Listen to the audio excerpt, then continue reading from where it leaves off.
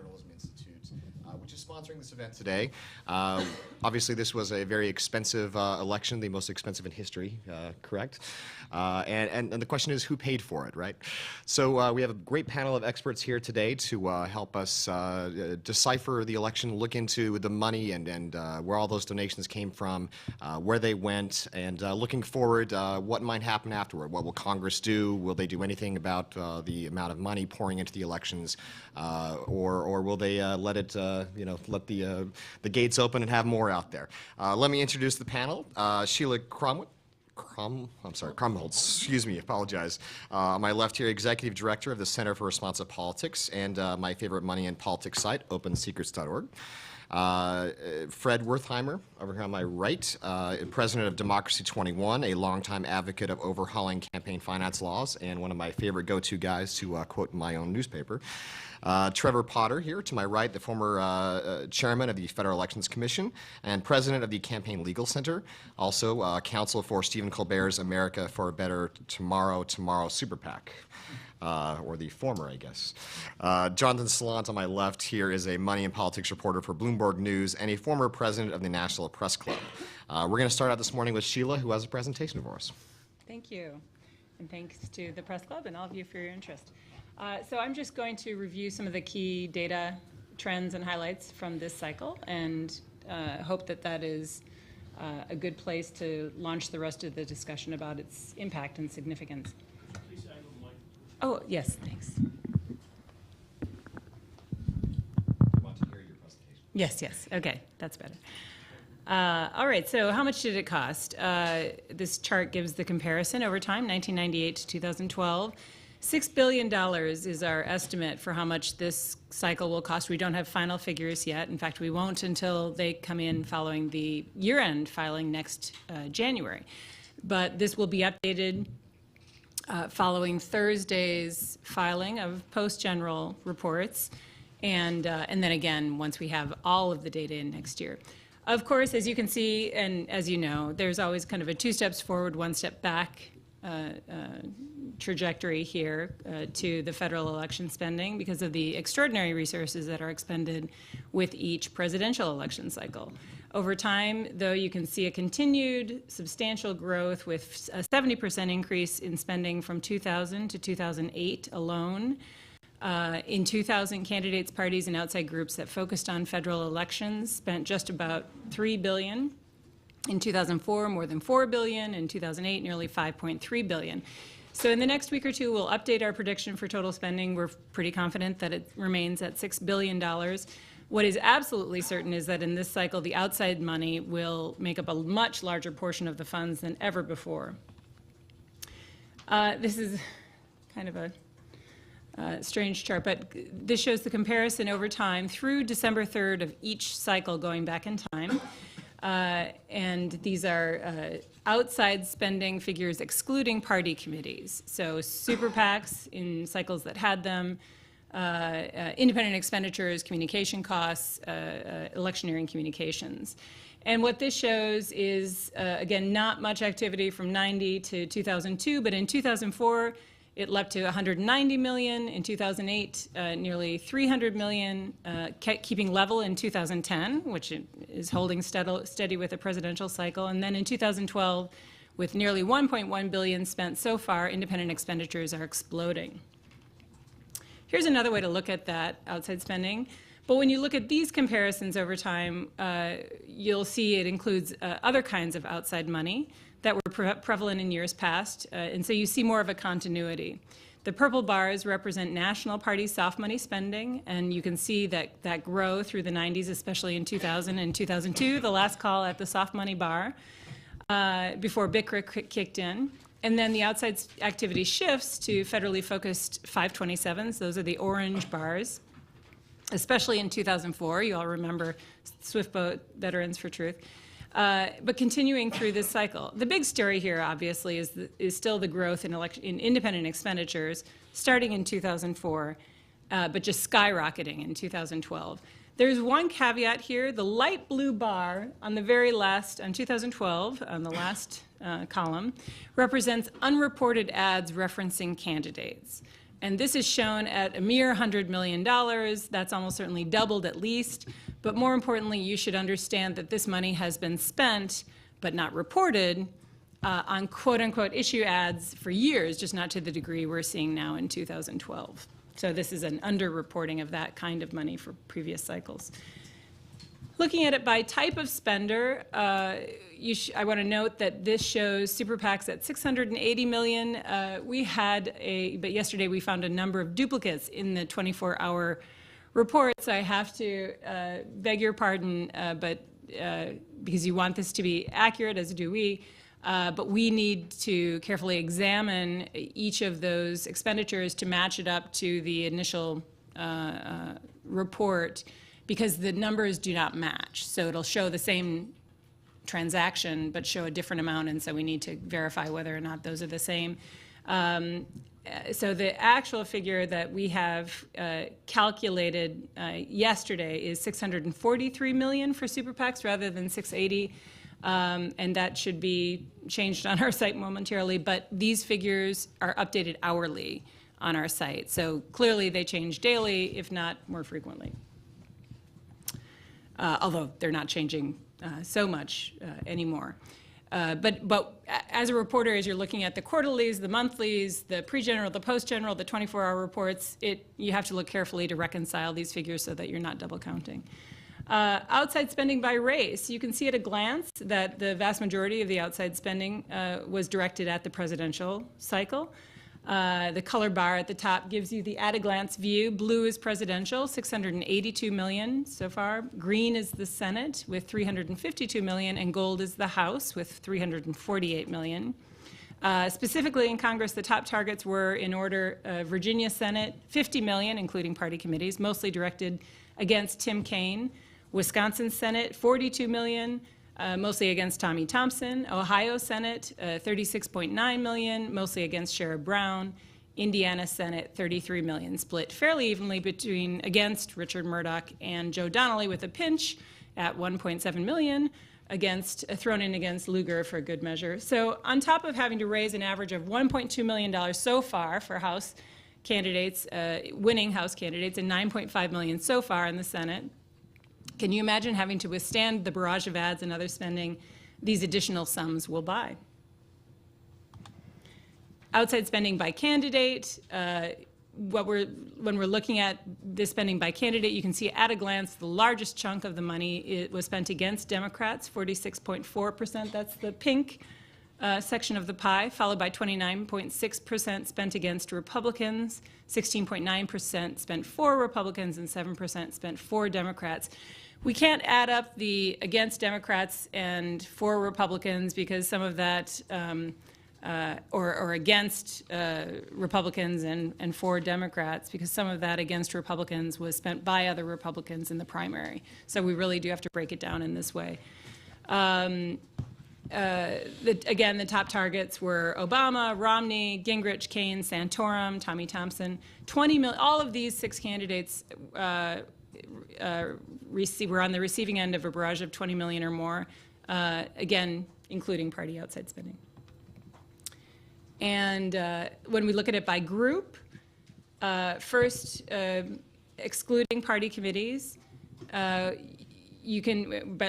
we look at the bottom pie chart by viewpoint, again, the money is shown overwhelmingly conservative, 68.7% spent by conservative organizations.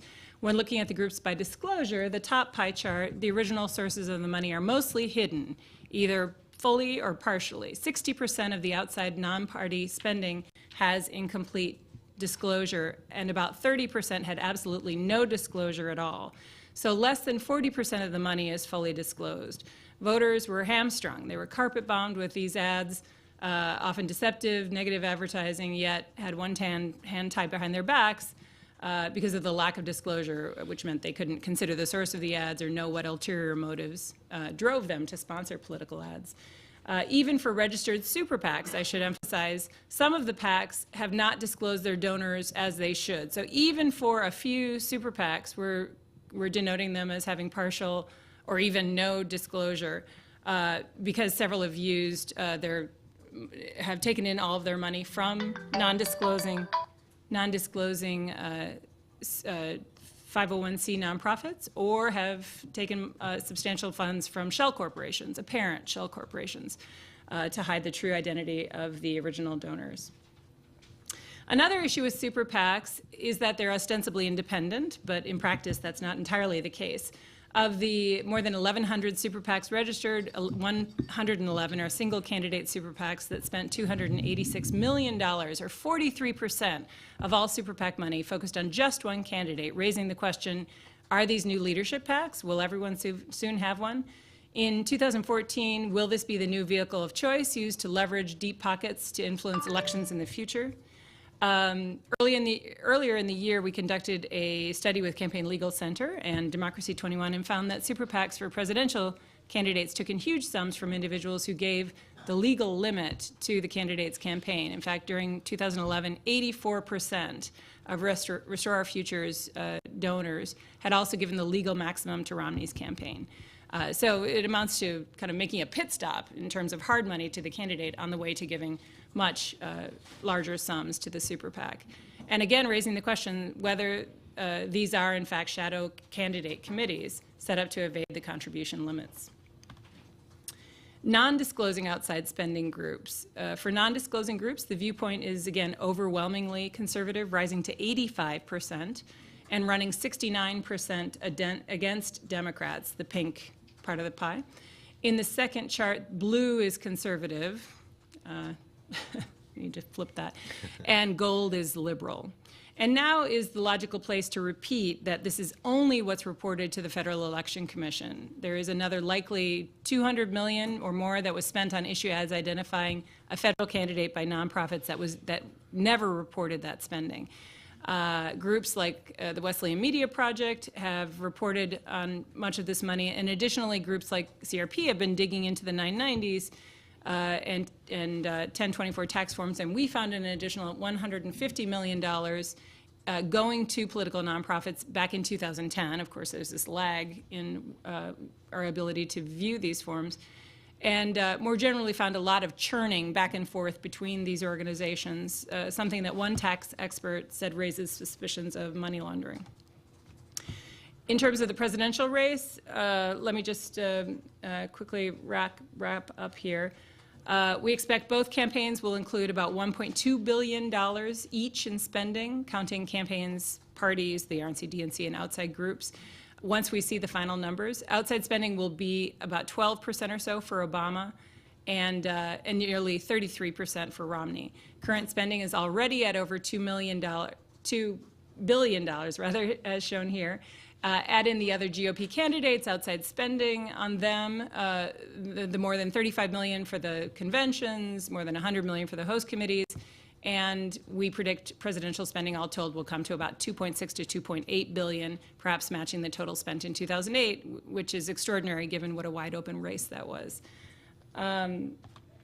So that is it for my presentation. I hope that gives a starting point for the rest of the discussion. Thank you. Thank you. Can we make this presentation? This is going to be available on your website. Sure, We'll also make the video of this available on the Press Club website as well for those. It's funny to think about all this money spent, and we still have Barack Obama as president. The Dems still control the Senate. The Republicans the House. $6 billion spent. Michael Melvin had a really good comment about that. He said it was an arms race fought to a standstill. Yeah. I'm turning the time over to Fred, who will speak next. Thanks. I'm going to focus my comments on super PACs and start out with one fact that I think gives us a sense of what the super PACs really are about. There are more than 300 million people in this country, according to the last census. According to Open Secrets, just 102 individuals gave more than 40% of the total amount of money given to super PACs at an average contribution of $2.6 million per donor. Now, there was various stories after the election about how maybe super PACs weren't that big a problem and didn't have that much influence, mainly because Romney lost and the Democrats picked up seats in the Senate. I would maintain that that argument misses the real issue here, because the real danger of super PACs is the fact that they provide potential corrupting influence for their big donors over government decisions.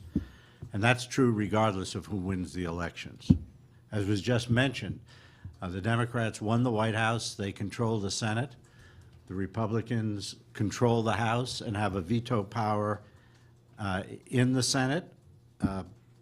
But the donors to super PACs that supported both sides basically purchased a premium seat at the table in Washington when it comes to government decisions in the future. The super PACs turned out to be a political sandbox for the millionaires and billionaires. They were the dominant force in super PACs, and they will be seen and heard from in Washington in the years to come. The parties and their office holders will be available to these donors because of the support they provided and because they are going to be solicited for the future. Super PAC problem is real and it's here to stay. There were a couple of articles yesterday that kind of demonstrated this. Peter Stone had an article in Huffington Post about Sheldon Adelson, and it made a couple of salient points. The first point it made was that they reported he gave closer to $150 million and $100 million he had been talking about to influence this election.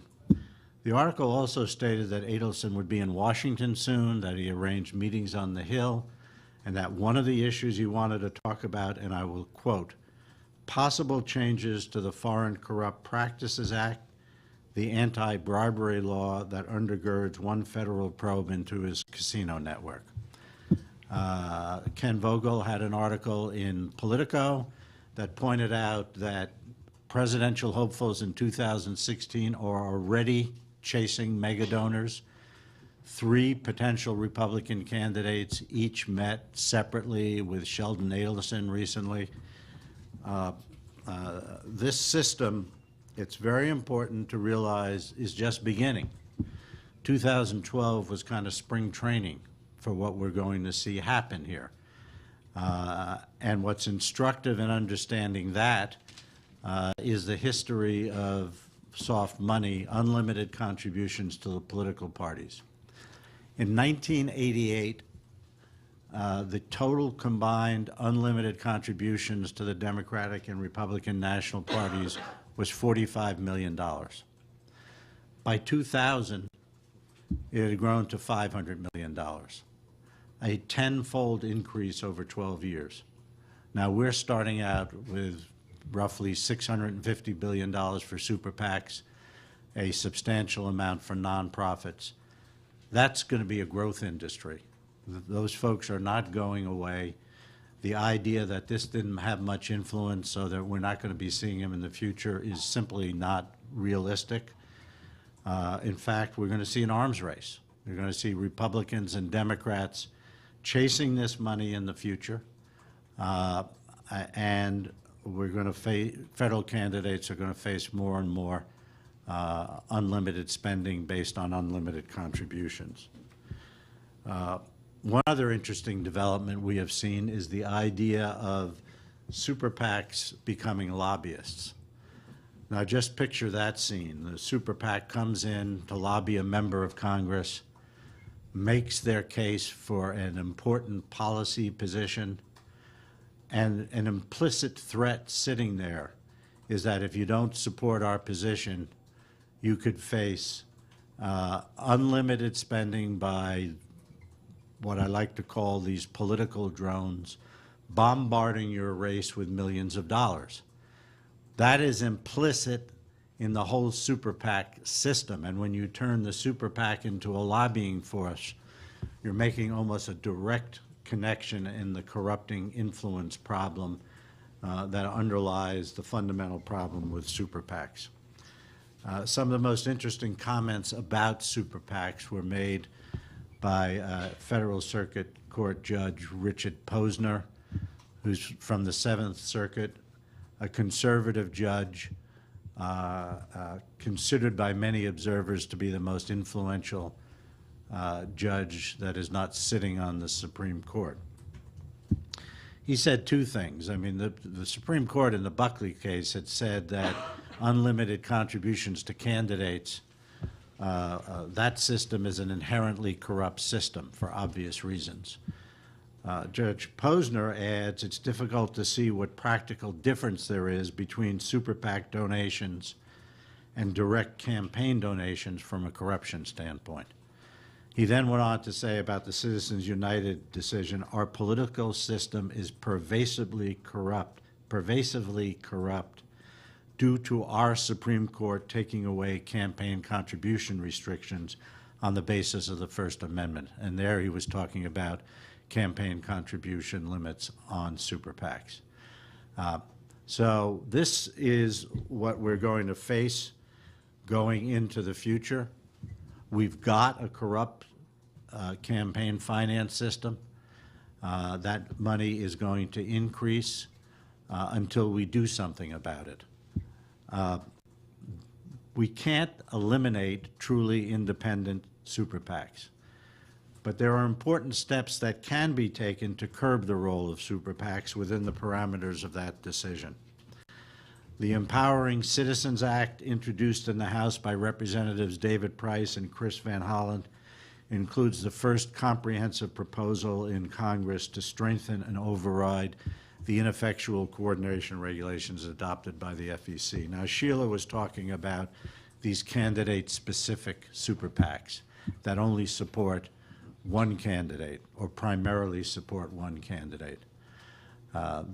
This legislation has provisions in it that will define those kinds of super PACs as coordinated to the campaign, which they are. They're arms of the campaigns. And as Sheila was pointing out, they're really there to evade the contribution limits. I believe you can define in a very effective way, there is no perfection, but you can define in an effective way organizations like Restore Our Future, which supported Romney, and Priorities USA that supported Obama, out of existence. This legislation also strengthens the rules prohibiting coordination between candidates and other outside spending groups. It prohibits federal candidates and their agents from raising any money for super PACs. And it strengthens the ability to, for parties to work with their candidates to respond to outside spending, but it does it without increasing party contribution limits, which we strongly oppose. A couple today can give $120,000 to a national party committee over a 2-year period. Increasing the already large amounts that wealthy individuals can give to parties will only increase the influence of a minuscule percentage of individuals in this country, and that will come at the expense of all other citizens. The Empowering Citizens Act also has another main component, and that is to create a new system of matching small contributions with multiple public funds. It's modeled after the successful system that is used in New York City. It would greatly increase the importance of small contributions for candidates and thereby diminish the importance of super PACs. And it will allow candidates to have a new way of raising very substantial funds for their campaigns, to compete with their candidates and to respond to super PAC funding. So we've got a big problem on our hands, a problem that's going to get worse until we start taking steps to address it. There are things that can be done, and our organization will be working very hard to build support for the Empowering Citizens Act. Thank you. Trevor? Thank you, Fred. Now to, for a different perspective, the guy who ran a super PAC last time, actually, Trevor Potter. Thanks very much. It's a pleasure to be here today. Before I dive into what I want to talk about, I'll just add one thing to something that Fred just commented on, which is the drumbeat to raise the contribution limits. The calculations I've seen are that if, under current law, individuals may give only up to $2,500 to a candidate per election.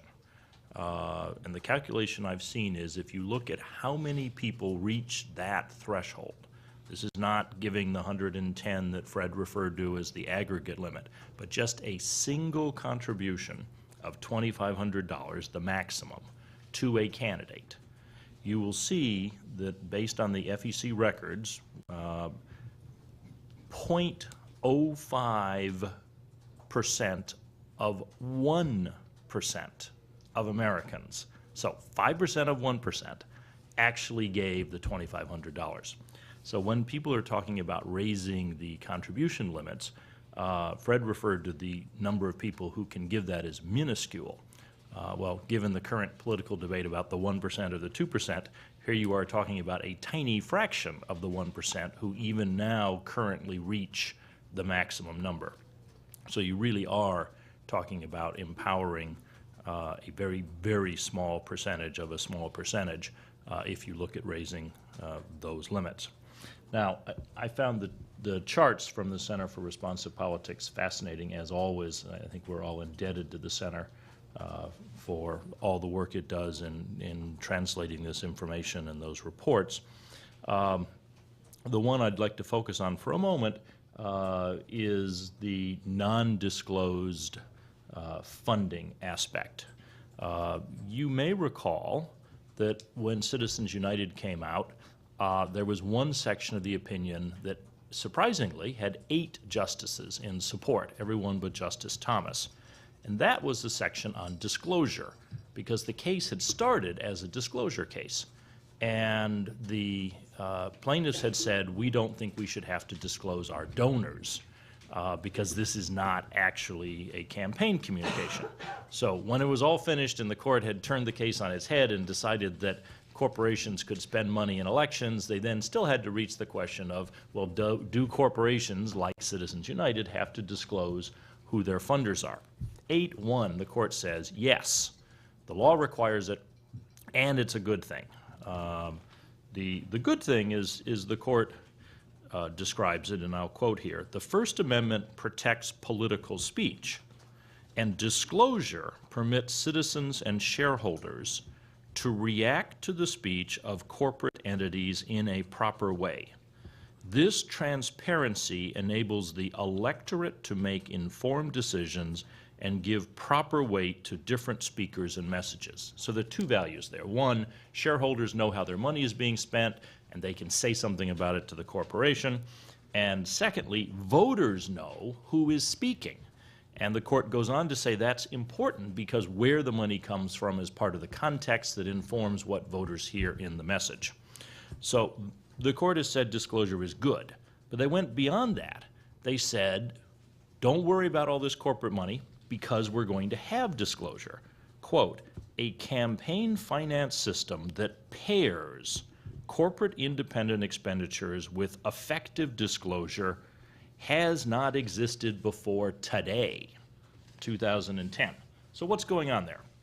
The court is saying that it reads the law, McCain-Feingold, to require disclosure of the sources of campaign advertising. And they're clear, this isn't some narrow express advocacy test. This is advertising about candidates during the election, roughly the electioneering communication standard in McCain-Feingold, plus any independent expenditures.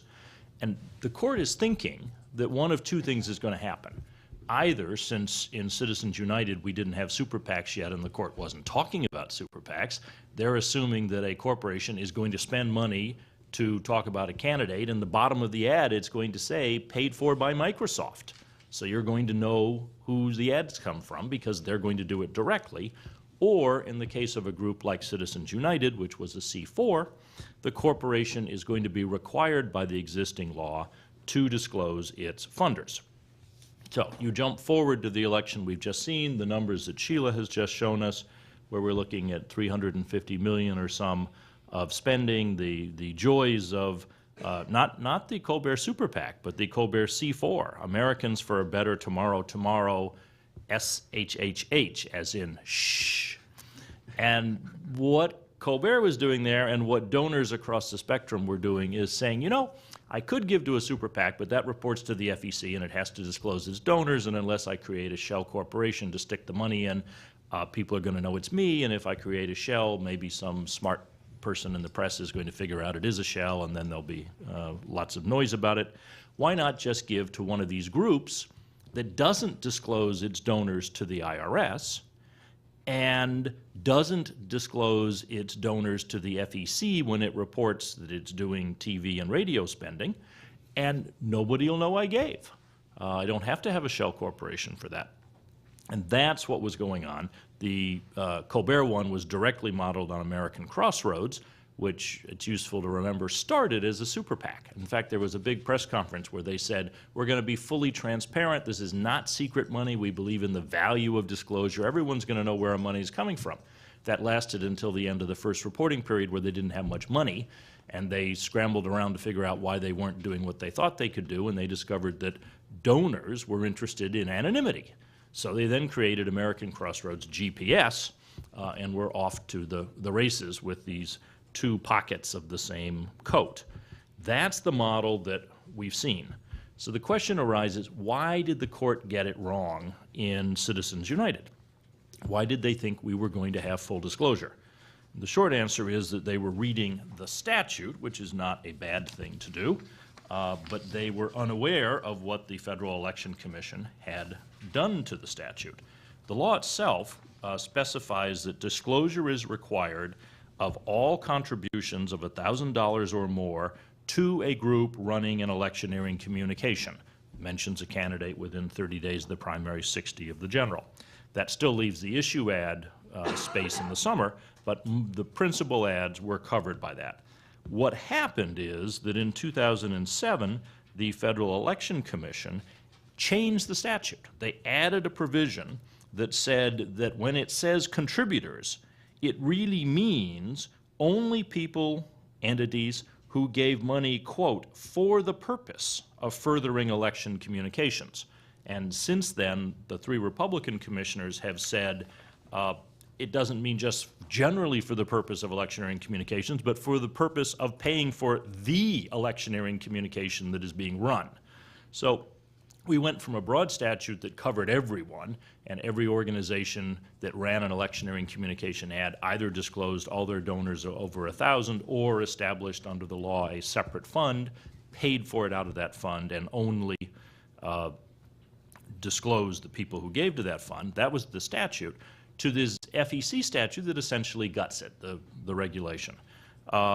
There have been attempts since then, that was 2007. The commissioners were largely replaced in 2008, and there has been a deadlock and a fight amongst the commissioners since then, with the Democrats arguing that this standard was a mistake, that the record shows it provides inadequate disclosure, in fact, almost no disclosure, because the groups that run these ads, now where it says who are the funders, report nobody designated their money for this ad, so we don't have anything to disclose.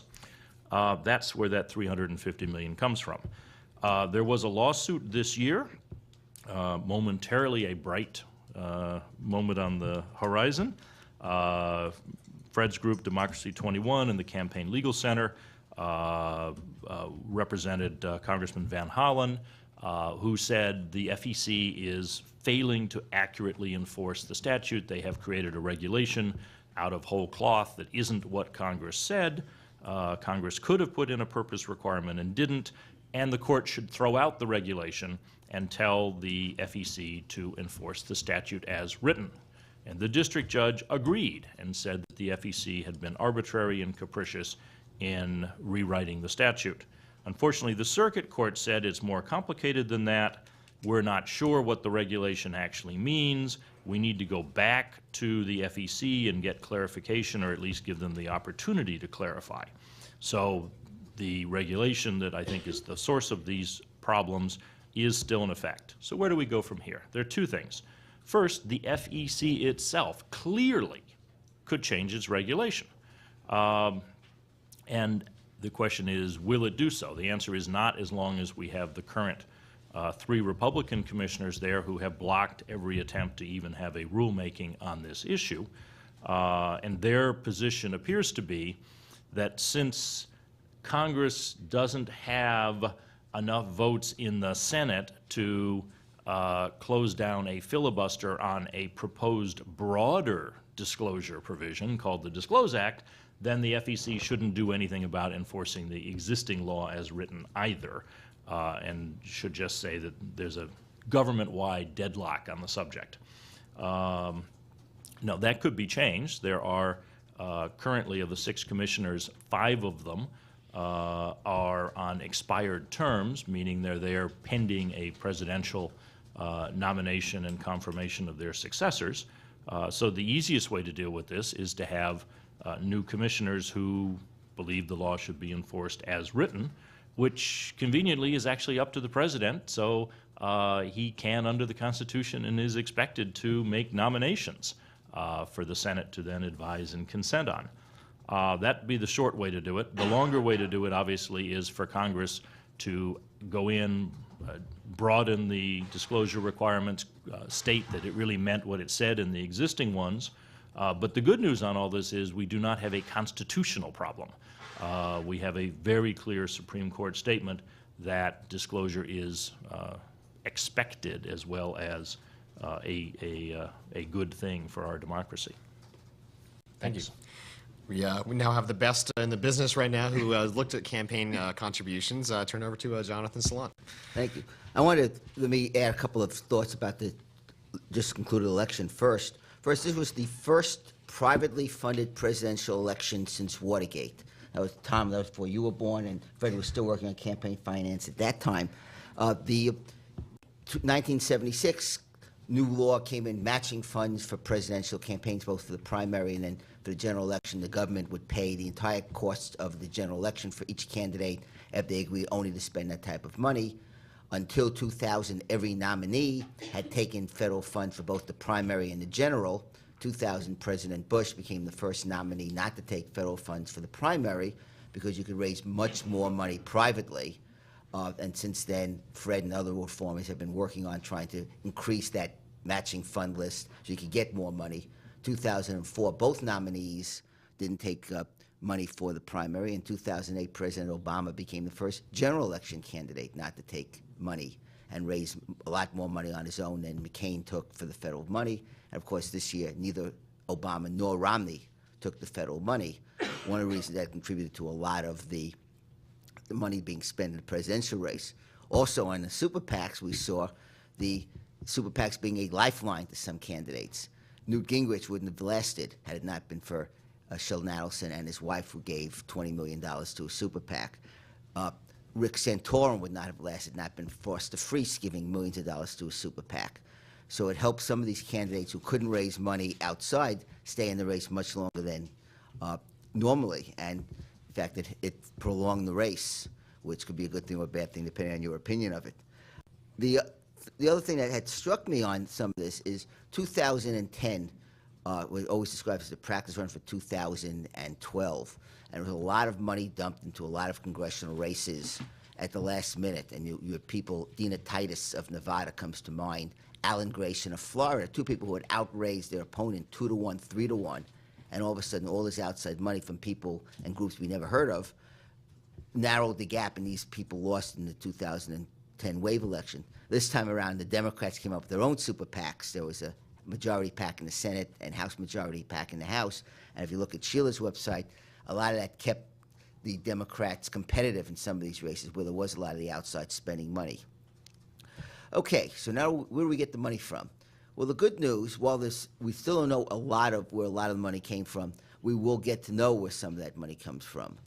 All these nonprofits have to file 990 forms, which we alluded to earlier, and it'll be a year or 2 later, but they will file forms, and sometimes they actually disclose who is funding them. Or another 990 another group will file and say, I gave to this group. We learned that the pharmaceutical industry, for example, funded a couple of these nonprofit groups that were running ads. In fact, not only were they running ads, but they were running ads that elected lawmakers who then voted against the business interests of the pharmaceutical industry. We found companies. The Center for Political Accountability has been lobbying companies to disclose their donors. So we now know that Prudential Financial, for example, is a multi-million-dollar donor to the U.S. Chamber of Commerce, which, by the way, in this election had a one-loss record rivaling that of the 1962 Mets. One game better after 50 games. So there's a chance to learn who some of these companies are. And one of the big emphasis on disclosure in the Disclose Act is that corporations don't want to be known because they have customers on both sides of the political spectrum. Target Corporation in 2010 gave money to a business group that then endorsed an anti-gay rights candidate for governor, and the gay community was really pissed at Target, and there was talk of boycotts. So companies are really gun-shy. This time around, I think only Chevron Corporation, of all the big companies, actually gave to a super PAC. And most companies themselves stay out of presidential races as well.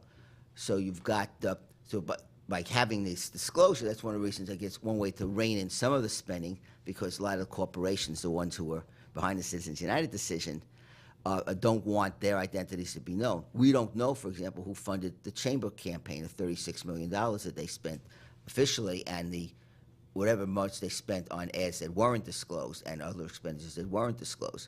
If it's a couple of corporations, their stockholders and their companies might be really annoyed, and they're not going to give that type of money last time around. We found, for example, the Chamber was running all these anti-healthcare ads thanks to $75 million from the healthcare industry, which we found out much later after that.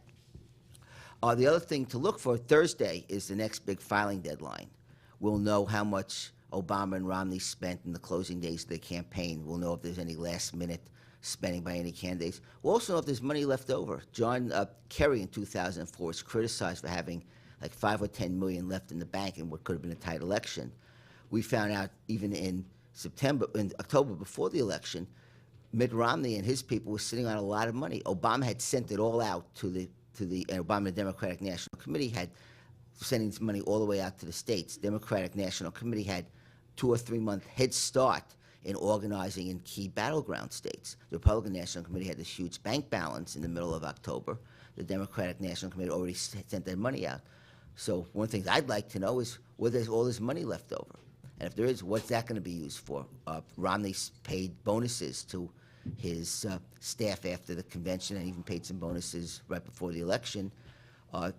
Even some of the losing candidates, did they have leftover money and then decided to share it with their staff members, the ones who ran those campaigns, losing campaigns? And the other thing to look at is, the fundraising never ends. Fred mentioned that some of the people are meeting with Adelson for 2016, but just a couple of days, even before the election, some of these members-elect, even before they were members-elect, set up what are called leadership PACs. Leadership PACs are another fundraising vehicle. You can give $5,000, $2,500 for the general, $2,500 for the primary to a candidate. You can give an extra $5,000 a year to a leadership PAC. If you're running for Senate, your top contributor of $5,000 can also give you another $30,000. And these leadership PACs, the vehicle Barack Obama used before he ran for president, Mitt Romney used before he ran for president, lets you travel around the country, raise your profile, and help other members. One of the reasons, and a story I had done many years ago, when Tom DeLay was under fire for alleged money laundering, and the Republican conference stuck with him, and they even changed the rules at one point so he wouldn't have to step down if he was indicted. Well, almost every member of the caucus owed their victory in part because Tom DeLay's leadership PAC had given him a lot of money as they were running. First run for office, he helps you. You're then in a tough race, you get help from other candidates. So it helps build up these chits. And John Boehner, if you look at the Schiller site, John Boehner was the biggest spender in 2012, even though he had virtually no opposition and was never threatened. All that money went to help other candidates, and they remember that. And when there's an election for speaker, even if somebody's challenging him, a lot of those people are likely to stand by him because they owe their seats and their support to him.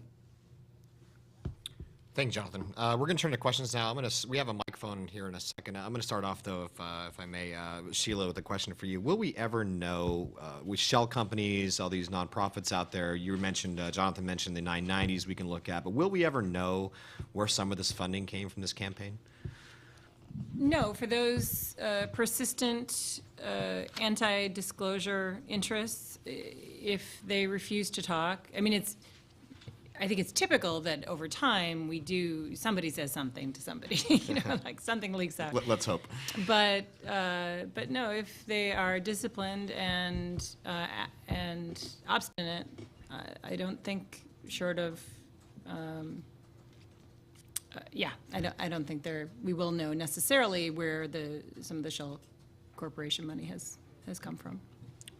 Trevor? I think there's absolutely no reason we'll know at all. These groups were largely set up for the purpose of avoiding disclosure. What's interesting here is they went so far when the judge temporarily ruled that the people who funded electioneering communications had to disclose their donors.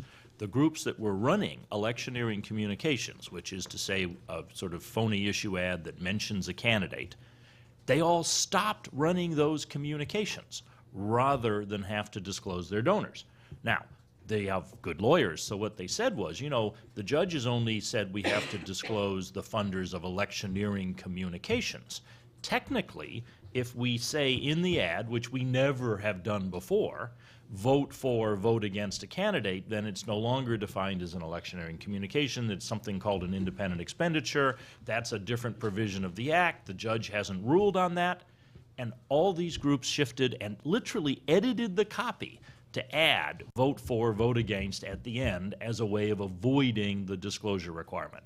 Then when the D.C. Circuit said the judge's opinion was stayed and they didn't have to disclose their funders of electioneering communication, they went right back to running electioneering communications. So, they're focused on not disclosing their donors. They don't have to publicly.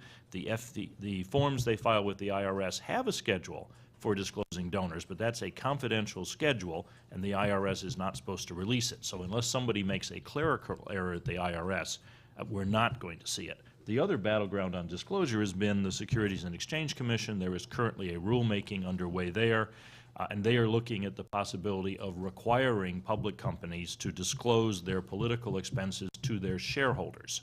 Now, that's only public companies, and there's no guarantee that'll happen.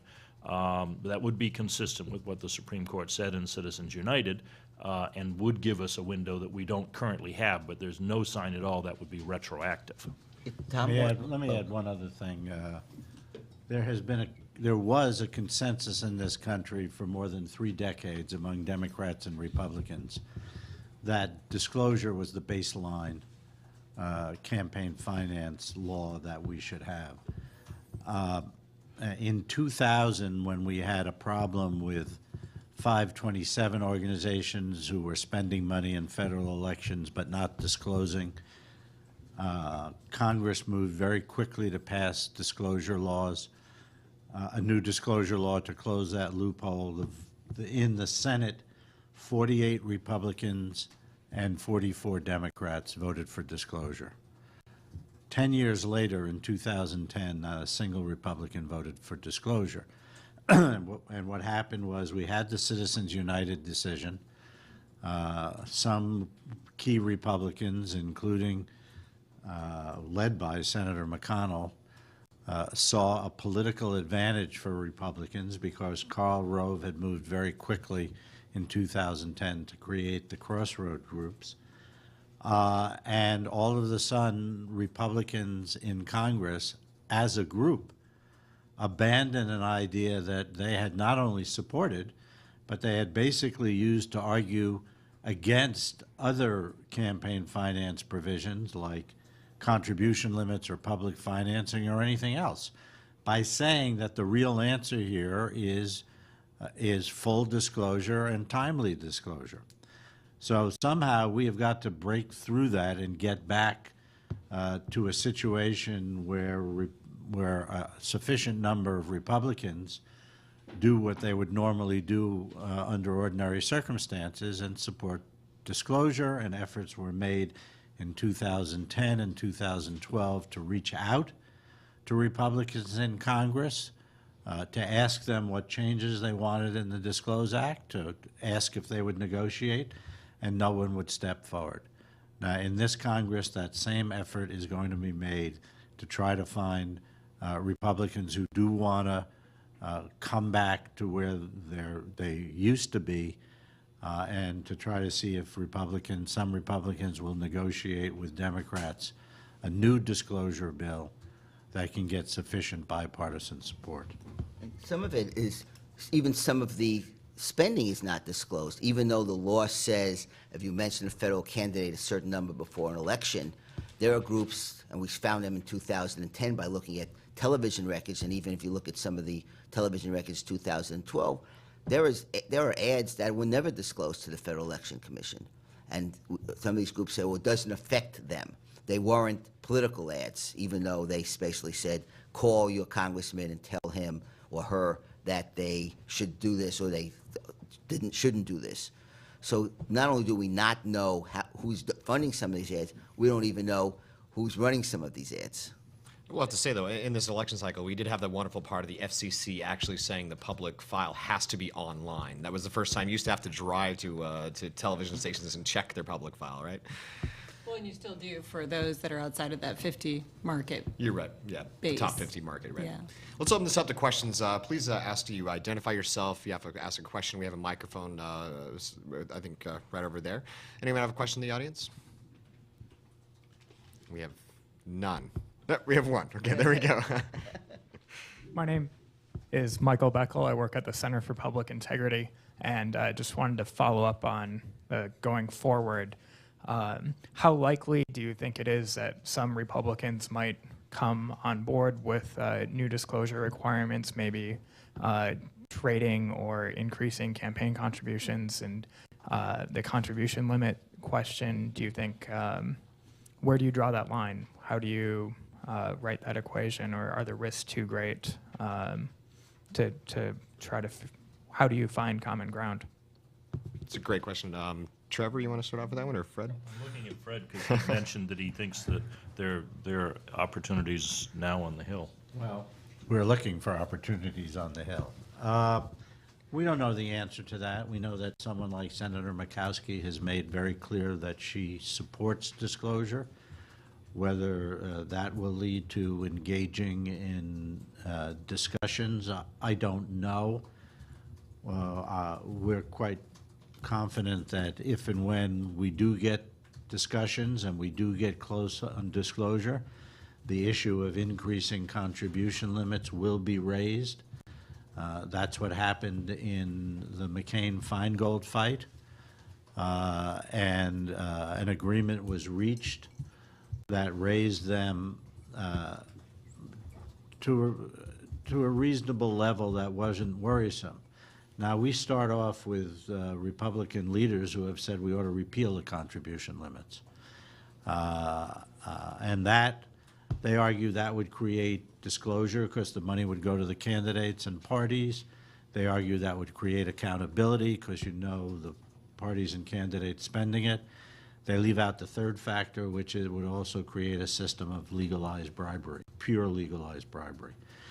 So then you go to the question of increasing contribution limits. If you increase party limits, for example, too high, or take off the aggregate limits, you're headed back, you're turning hard money into soft money, and you're creating the same kinds of problems that come from very large contributions. The late Senator Russell Long once defined the issue very simply. He said the difference between a large contribution and a bribe is a hairline's difference.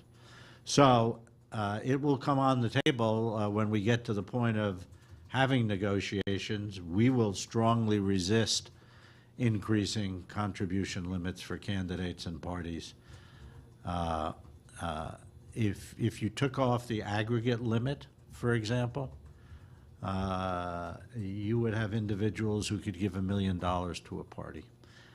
So there's, in our view, great dangers involved in starting to increase contribution limits.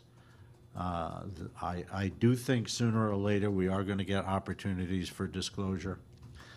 And when that happens, the question will be what kind of price, and at least for our organizations, we're not prepared to pay a high price for disclosure when it comes to political money that can buy corrupting influence. Anyone else want to respond to the question? Sure. Oh, I think Fred's right in his earlier comments in saying that up until 2010, disclosure was sort of the minimum agreed upon norm in campaign finance law. The Democrats wanted much more than disclosure. The Republicans said we could do just with disclosure, but nobody suggested that we shouldn't have disclosure. I think what we saw was probably an aberration, which is a brief period of time where it looked as if there was a significant Republican advantage to having undisclosed corporate money, which would create, it was thought, a Republican majority in the Senate. And so Republicans were pushed not to upset that apple cart and to deal with this issue after there was a Republican majority. Well, it didn't work out that way. So I think there are a couple factors at play. One is that to the extent that the argument was made that this secret spending would enable corporations to elect Republicans and that would be a magic silver bullet for Republicans, that didn't happen. So I think that partisan calculation now changes. Also, of course, on the Democratic side, a fair amount of secret money turned up, not as much, but I think, again, as Fred has said, once the spigot is open and people have discovered how to use it, you see the trickle grow. So it may be that we are in this arms race where both sides benefit from it, which means both sides also can step back without feeling they're the ones being hurt. You also have to remember that members of Congress are both members of Congress, members of their parties, and candidates.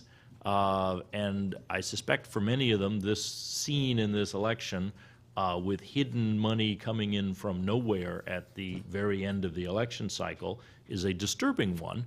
Not that they can't fight opposition, but if they have no idea who's doing it and it's coming in at the last minute, they can't deal with it except by going into Congress now, into this next session, and raising even more money than they raised before, so that if this happens to them in their reelects, they will have an extra $1 million or $2 million sitting in their bank accounts to react with. And that just pushes the fundraising race beyond, I think, any human limits. The pressure to raise money has been enormous. This new outside spending by super PACs and non-disclosing groups just ratchets that up.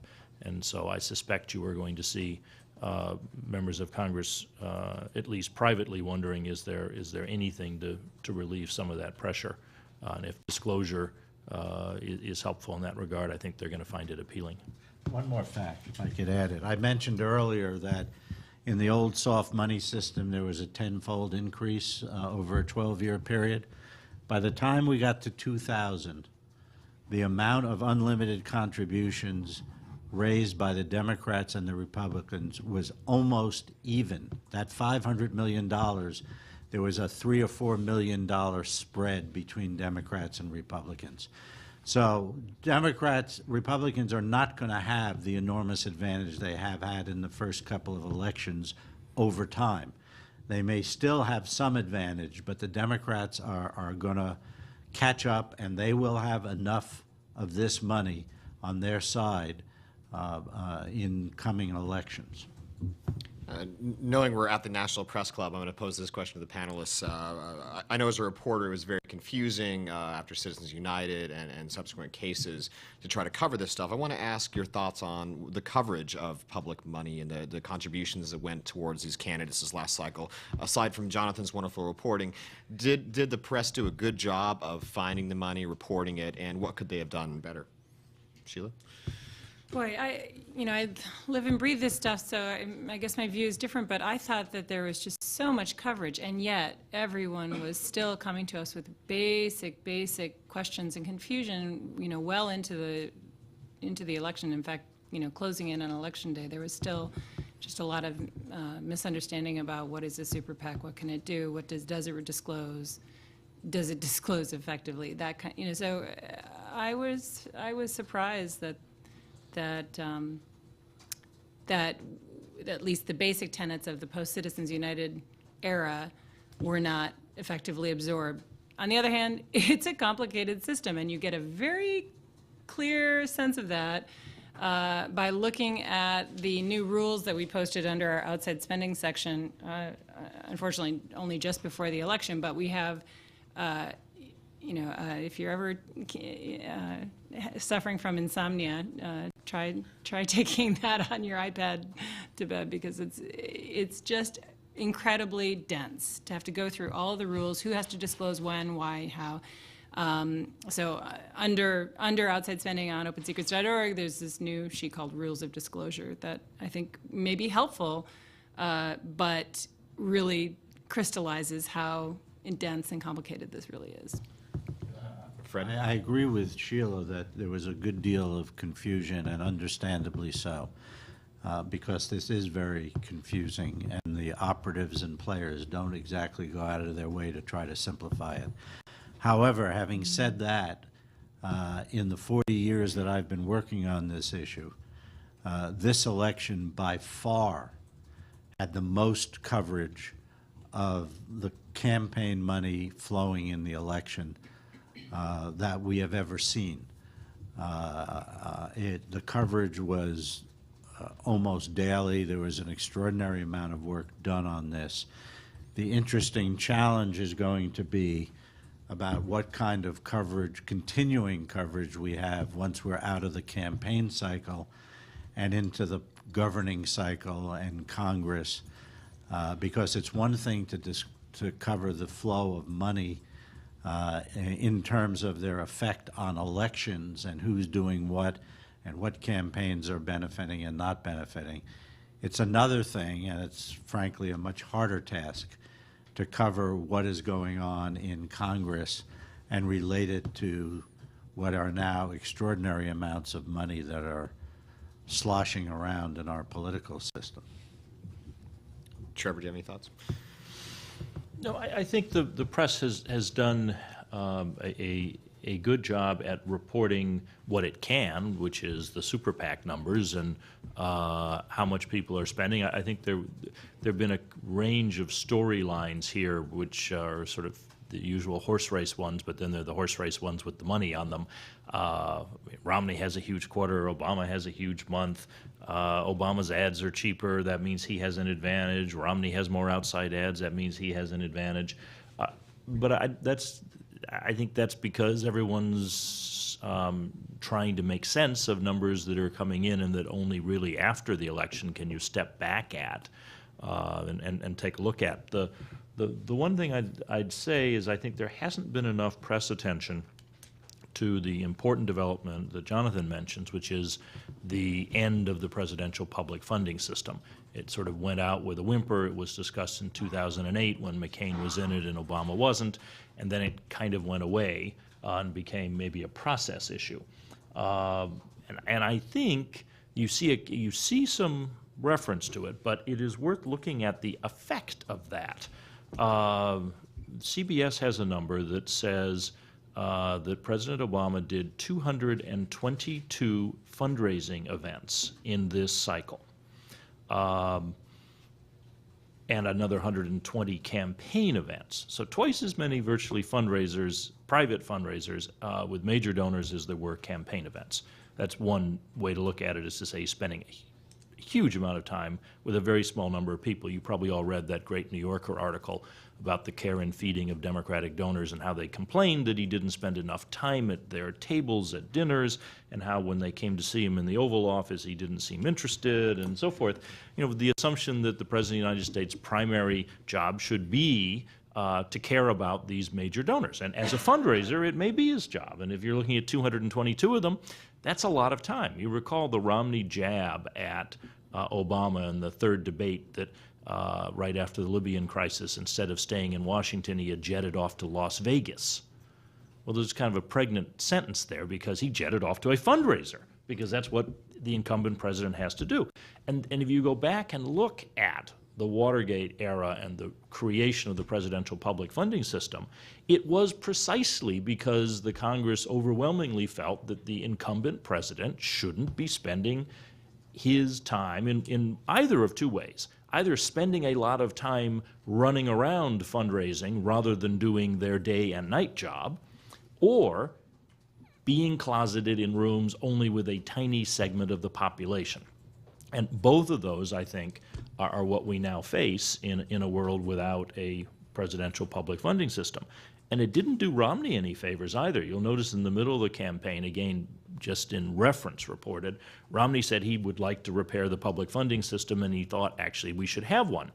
People thought, well, gosh, that's out of left field. Well, it's not out of left field if you're spending all your time going to fundraisers with small groups of people instead of meeting voters.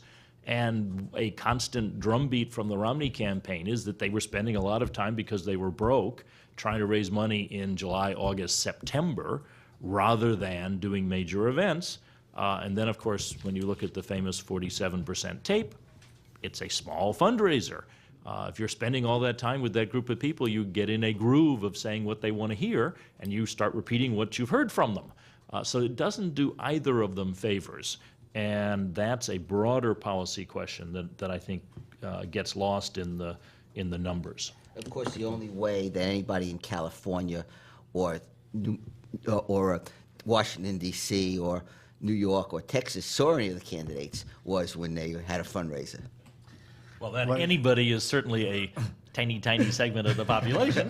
One fact to buttress Trevor's point, a lot of attention gets paid to the small donors that Obama raises contributions from, and it is very impressive. It's very important in the long term, because at least where I come from, the internet may be the key to fundamentally changing this system in terms of the ability of involving tens of millions of Americans through small contributions.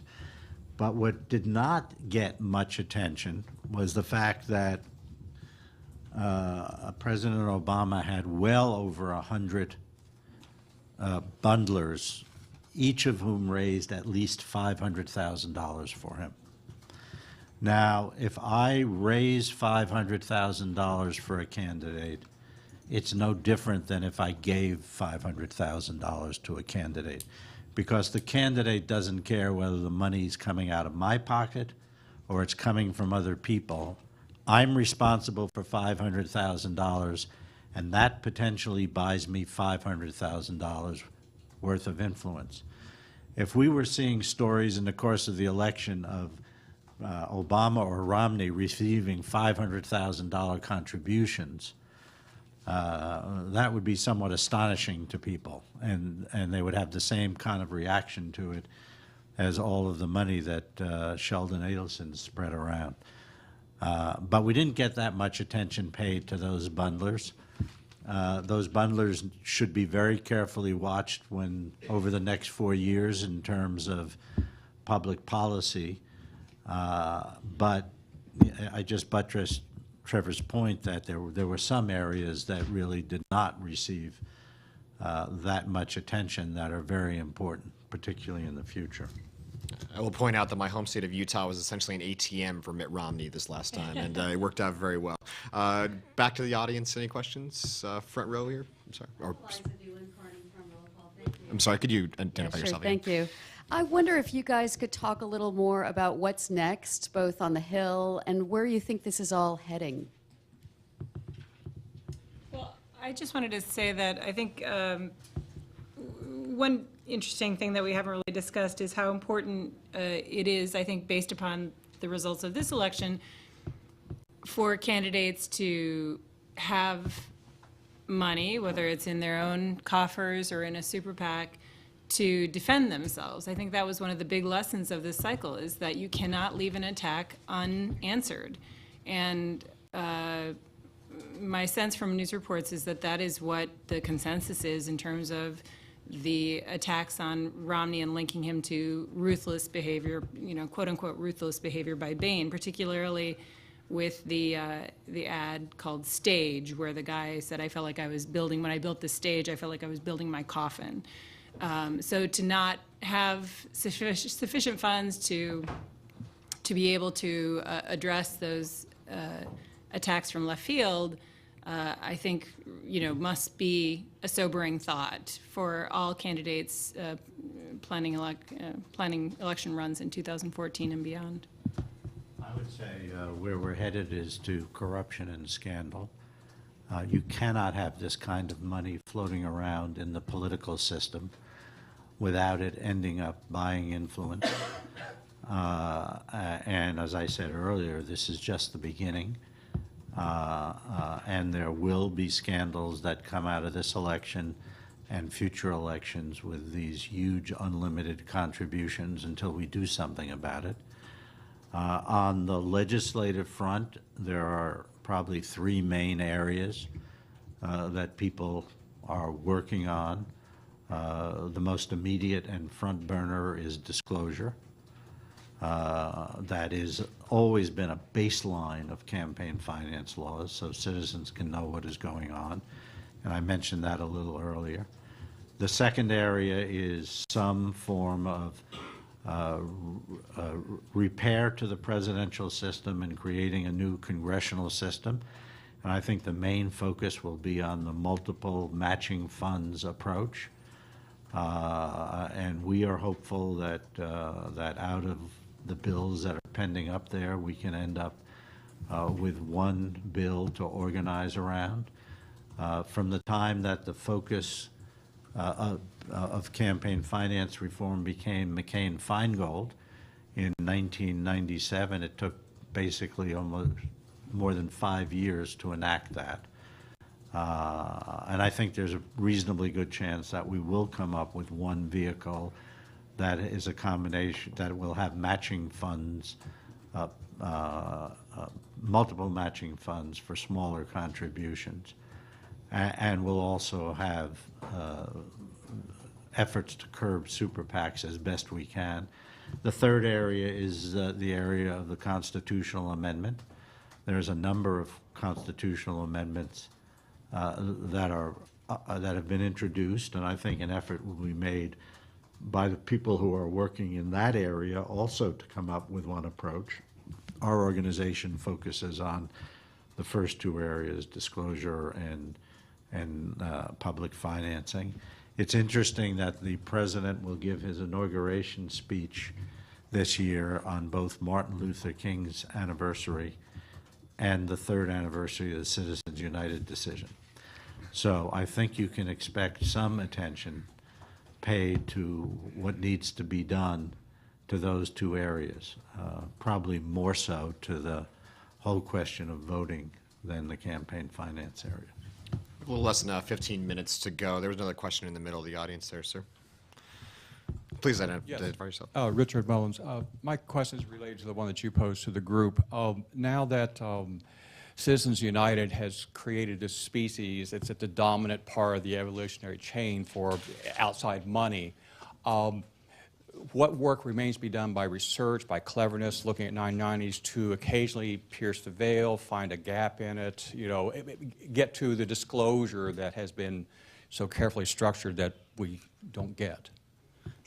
Sheila, your group does that. We do that, but I think to get beyond the relatively minor portion that even if we had as much labor available to mine those reports, to get at the portion beyond that, I think would require action by Congress. Again, even if we had infinite resources, what we would hope to capture through what is now being reported is still the tip of the iceberg.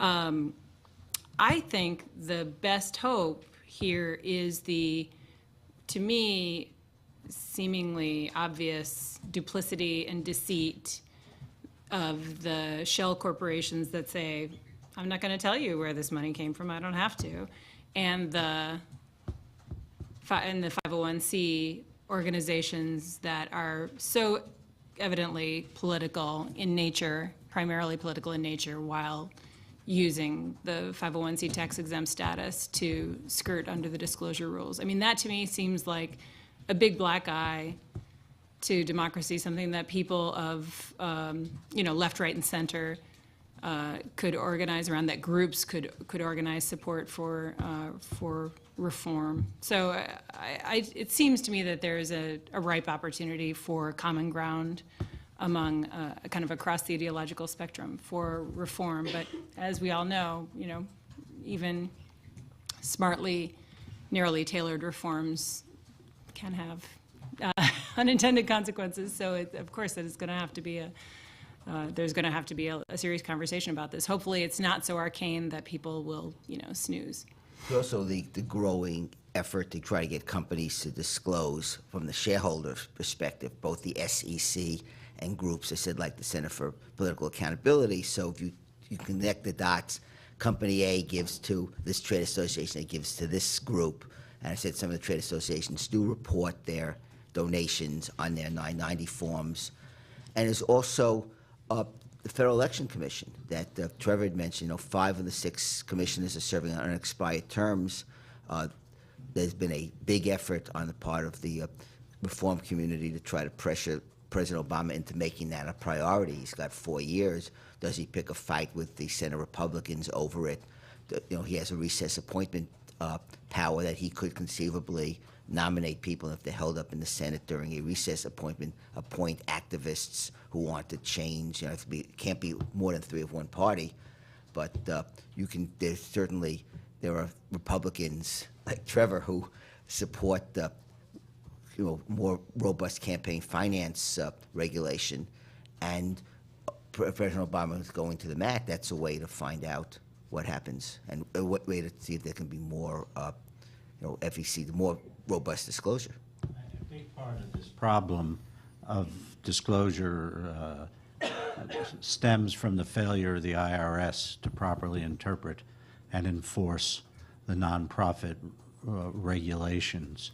Our organization and Trevor's organization have sent 10 letters to the IRS over the last 2 years, beginning in October of 2010, challenging a number of groups claiming C4 status as being not entitled to C4 status, including Crossroads GPS, the Karl Rove Group, and Priorities USA, the group supporting President Obama. We also filed a petition for rulemaking to ask the IRS to review its rules and fix them, because they are contrary not only to the statute but to court decisions. We did get a letter from the IRS this past summer informing us, and I didn't know this, that the regulations that govern this area are more than a half-century old to begin with. So they were adopted at a time that had absolutely no sense of this kind of issue. They said they would consider changing the rules, but they just issued their priority guidance for the coming year of all the things they're going to be working on, and this was not one of them. So we've asked for a meeting with the IRS. We have also off and on explored, and will continue to explore, whether we can sue the IRS to challenge their regulations, because they clearly do not effectively enforce the statute. And even with these lax regulations, we believe that groups like Crossroads GPS and Priorities USA and some others are not entitled to C4 status. Now, Crossroads GPS has never been granted C4 status as far as we know. I mean, the last we saw was a statement that had an application pending. So we have no idea what's going on inside the IRS, and they do not tell you. So I think my summary of the answer would be, you have at a important but sort of daily level this whole series of activities that have just been listed, whether it's the Securities and Exchange Commission, the IRS, the possibilities at the FEC. Somewhere around there's presumably still floating the possibility of an executive order on government contractors having to disclose. There are a whole range of ways aside from congressional action, which I also think is a possibility. So all of those deal with the immediate issues of disclosure, of all this coordinated activity occurring when it's supposed to be non-coordinated, et cetera. Then I think you have a whole separate level, which is a longer discussion, meaning it's not going to be this year, I think, or next, which is how do we want to fund our elections? And have we ended up in a place we don't want to be as a country? What about going back to public funding? And if we believe in those values, should they be extended? I think that's a different conversation, but one that is going to come from what happened this year, and what I agree will be greater, without changes, greater spending and greater secret spending and greater opportunities for corruption in a midterm. Speaking of building on your question, in the last few minutes we have, let me just be blunt here. Is it going to take another Watergate for something to happen with public finance laws? Obviously, the FEC isn't doing anything right now. The Congress may or may not. But will it take another big scandal with public money for something to actually get done? Scandals help. They are central to changing the system. I don't know that we need a Watergate scandal.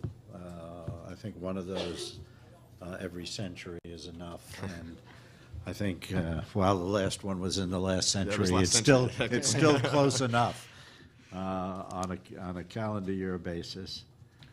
But you know, look, there was a lot of work done on McCain-Feingold for years that built support, and the last chip that came along was the Enron scandal, which involved a lot of soft money.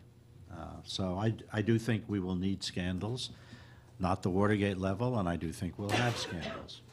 Yeah, I was just going to say Enron too, and for a slightly different reason, which is it was somewhat unpredictable that Enron would be what pushed McCain-Feingold over the finish line. Enron was not a campaign finance scandal. It was an internal accounting scandal. But what happened was you had this perceived major player and soft money donor that suddenly went south, and everybody saw it as a symbol of what was wrong with the whole system of influence in Washington, and the bill to deal with influence in Washington was McCain-Feingold in Congress.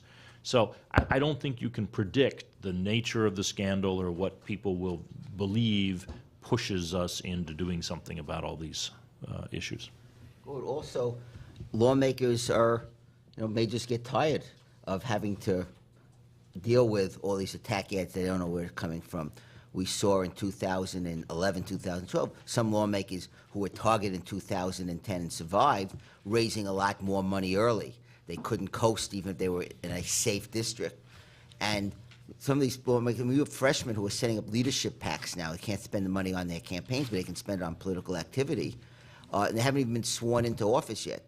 So sometimes some of the lawmakers just may get tired of the money chase and say, there's got to be a better way. I don't want to start raising $1 zillion January 3rd after I put my hand on the Bible, because I'm afraid that 12 months from now, some anonymous millionaire is going to run $1 million worth of attack ads against me. On that note, I've talked to several donors, obviously, who would like to have this closed off too, because they're tired of giving and giving and giving. I think what Trevor and Jonathan just said is a very important factor. Members do not like what's going on. They're scared of this system. It forces them to spend more and more time raising this money. Now, the parties start out in different places on how do you deal with this. But there's no question that members getting tired of this or afraid of it is going to be a factor down the road in changing this system. There's a simple formula here about campaign finance laws, and it's the following. Campaign finance reform is simply impossible until it happens. It's always viewed as something that's too hard to do, that you can't do, and yet it has happened in the past at very important moments, and it will happen again. So I would discount all the arguments that say nothing can be done, because we've done it before and we will do it again. And I would add to that, to distill sort of the comments. First, I think if you had a closed vote or poll of members, both sides would say they do not like the system. I agree with Fred, they don't have common answers yet, but they don't like where they are. They don't like the corrupting potentials, the lobbying issues, the amount of money they have to raise as a result. They're simply uncomfortable with it. So it's not a bad place to start when both sides don't like the status quo. And secondly, I think after this election, there is a sense that the perceived great Republican advantage of having all this outside money didn't, in fact, produce the expected results. And whatever the reasons for that are, or however that might change in the future, I think that affects the discussion as well, because it means, you know, that neither side thinks that they have to have the system we have to achieve victory, and so that opens up the possibility for changes. A perfect summation of the panel today. I want to thank everyone on behalf of the National Press Club, Journalism Institute, the Professional Development Committee, Sheila Krumholtz, I appreciate it, Jonathan Salon, Trevor Potter, Fred Wertheimer. Thank you very much for attending. Thank you. Yeah, good. It's nice to see you again.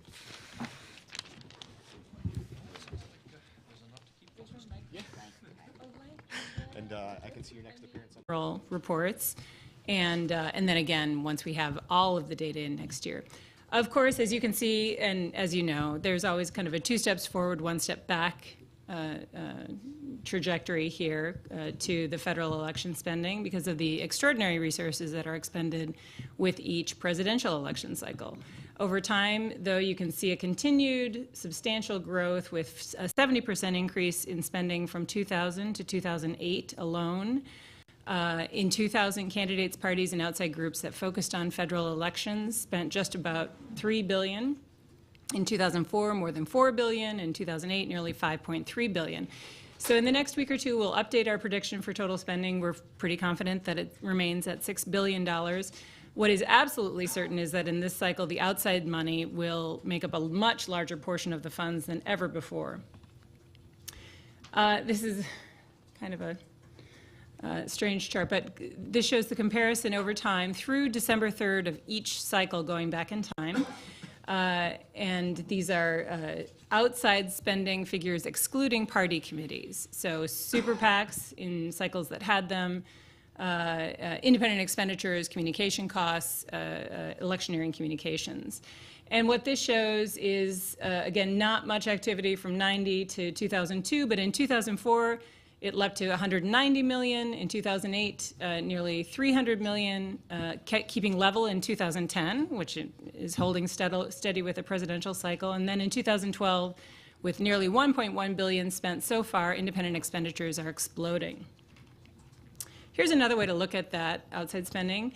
But when you look at these comparisons over time, you'll see it includes other kinds of outside money that were prevalent in years past, and so you see more of a continuity. The purple bars represent national party soft money spending, and you can see that grow through the 90s, especially in 2000 and 2002, the last call at the soft money bar, before BICRA kicked in.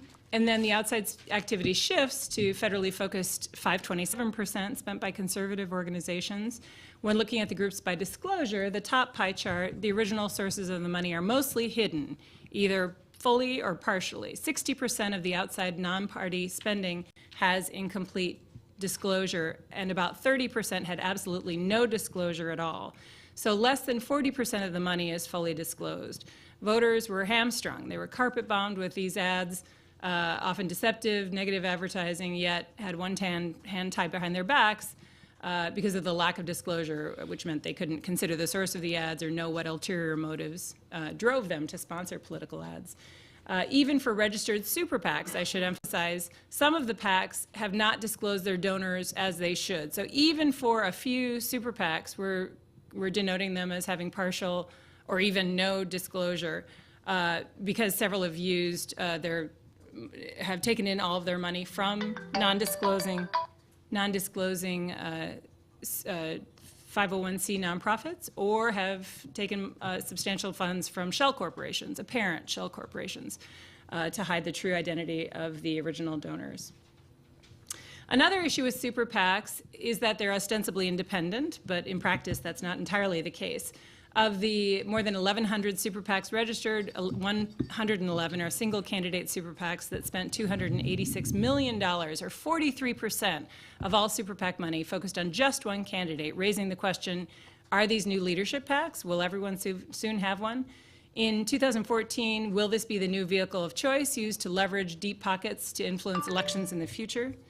Earlier in the year, we conducted a study with Campaign Legal Center and Democracy 21 and found that super PACs for presidential candidates took in huge sums from individuals who gave the legal limit to the candidate's campaign. In fact, during 2011, 84% of Restore Our Future's donors had also given the legal maximum to Romney's campaign. So it amounts to kind of making a pit stop in terms of hard money to the candidate on the way to giving much larger sums to the Super Sevens. Those are the orange bars, especially in 2004. You all remember Swift Boat Veterans for Truth. But continuing through this cycle, the big story here, obviously, is still the growth in independent expenditures, starting in 2004, but just skyrocketing in 2012. There's one caveat here. The light blue bar on the very last, on 2012, on the last column, represents unreported ads referencing candidates. And this is shown at a mere $100 million. That's almost certainly doubled at least. But more importantly, you should understand that this money has been spent, but not reported, on quote-unquote issue ads for years, just not to the degree we're seeing now in 2012. So this is an underreporting of that kind of money for previous cycles. Looking at it by type of spender, I want to note that this shows super PACs at $680 million. But yesterday we found a number of duplicates in the 24-hour report, so I have to beg your pardon, because you want this to be accurate, as do we. But we need to carefully examine each of those expenditures to match it up to the initial report, because the numbers do not match. So it'll show the same transaction but show a different amount, and so we need to verify whether or not those are the same. So the actual figure that we have calculated yesterday is $643 million for super PACs rather than $680. And that should be changed on our site momentarily, but these figures are updated hourly on our site. So clearly they change daily, if not more frequently. Although they're not changing so much anymore. But as a reporter, as you're looking at the quarterlies, the monthlies, the pre-general, the post-general, the 24-hour reports, you have to look carefully to reconcile these figures so that you're not double counting. Outside spending by race, you can see at a glance that the vast majority of the outside spending was directed at the presidential cycle. The color bar at the top gives you the at-a-glance view. Blue is presidential, $682 million so far. Green is the Senate with $352 million, and gold is the House with $348 million. Specifically in Congress, the top targets were, in order, Virginia Senate, $50 million, including party committees, mostly directed against Tim Kaine. Wisconsin Senate, $42 million, mostly against Tommy Thompson. Ohio Senate, $36.9 million, mostly against Sherrod Brown. Indiana Senate, $33 million, split fairly evenly against Richard Murdoch and Joe Donnelly, with a pinch at $1.7 million thrown in against Lugar for good measure. So on top of having to raise an average of $1.2 million so far for House candidates, winning House candidates, and $9.5 million so far in the Senate, can you imagine having to withstand the barrage of ads and other spending these additional sums will buy? Outside spending by candidate, when we're looking at this spending by candidate, you can see at a glance the largest chunk of the money was spent against Democrats, 46.4%. That's the pink section of the pie, followed by 29.6% spent against Republicans, 16.9% spent for Republicans, and 7% spent for Democrats. We can't add up the against Democrats and for Republicans, because some of that, or against Republicans and for Democrats, because some of that against Republicans was spent by other Republicans in the primary. So we really do have to break it down in this way. Again, the top targets were Obama, Romney, Gingrich, Kaine, Santorum, Tommy Thompson. 20 million. All of these 6 candidates were on the receiving end of a barrage of 20 million or more. Again, including party outside spending. And when we look at it by group, first, excluding party committees, you can, but when we look at the bottom pie chart by viewpoint, again, the money is shown overwhelmingly conservative, 68.7. Press Club and the Journalism Institute, which is sponsoring this event today. Obviously, this was a very expensive election, the most expensive in history, correct? And the question is, who paid for it, right? So we have a great panel of experts here today to help us decipher the election, look into the money and where all those donations came from, where they went, and looking forward, what might happen afterward. What will Congress do? Will they do anything about the amount of money pouring into the elections, or will they let it, let the gates open and have more out there? Let me introduce the panel. Sheila Krumholz, excuse me, apologize. On my left here, Executive Director of the Center for Responsive Politics and my favorite money and politics site, OpenSecrets.org. Fred Wertheimer, over here on my right, President of Democracy 21, a longtime advocate of overhauling campaign finance laws, and one of my favorite go-to guys to quote my own newspaper. Trevor Potter here to my right, the former chairman of the Federal Elections Commission and president of the Campaign Legal Center, also counsel for Stephen Colbert's America for a Better Tomorrow Super PAC. Or the former, I guess.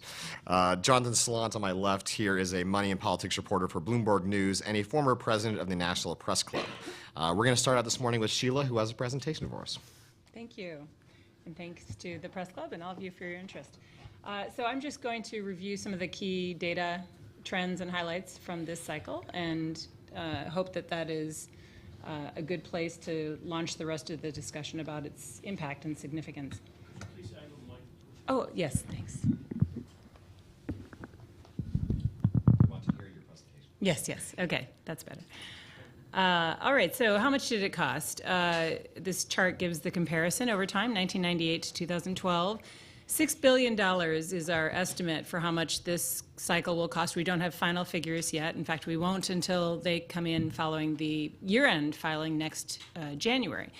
But this will be updated following Thursday's filing of post-general